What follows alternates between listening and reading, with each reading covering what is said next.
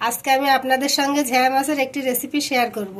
ঝ্যাঁ মাছগুলো আমি কুটে ধুয়ে পরিষ্কার করে রেখেছি। এখন আমি রান্নায় চলে যাব। তো কড়াইতে আমি প্রথমে সরিষার তেল দিয়ে দিচ্ছি।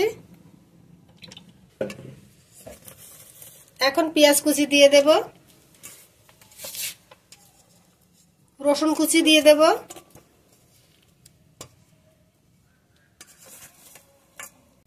লবণ, হলুদ গুঁড়ো, জিরে গুঁড়ো, এগুলো সব এখন একসঙ্গে ভালোভাবে মাখিয়ে নেব। ভালোভাবে মাখিয়ে নিয়েছি, এখন মাছগুলো ঢেলে দেব।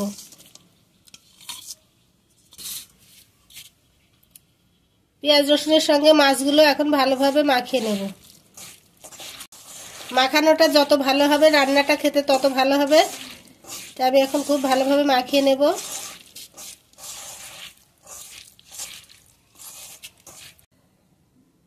মাছের এই রান্নাটা ঝাল ঝাল হলে খেতে বেশি ভালো লাগে। এখন কাঁচামরিচগুলো আমি দিয়ে দেব। কাঁচামরিচটাও এর সঙ্গে ভালোভাবে একটু মাখিয়ে নেব।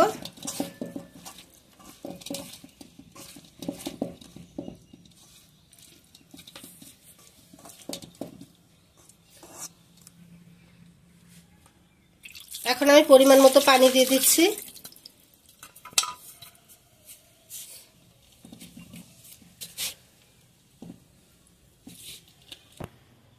রান্নার জন্য কড়াইটা চুলোয় বসিয়ে দিচ্ছি।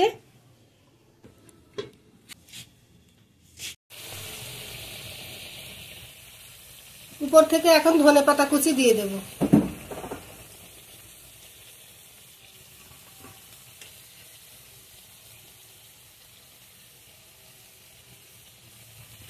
ঢাকা দিয়ে ঢেকে দেব। 2-5 মিনিট পরে আমি এটা নামিয়ে নেব।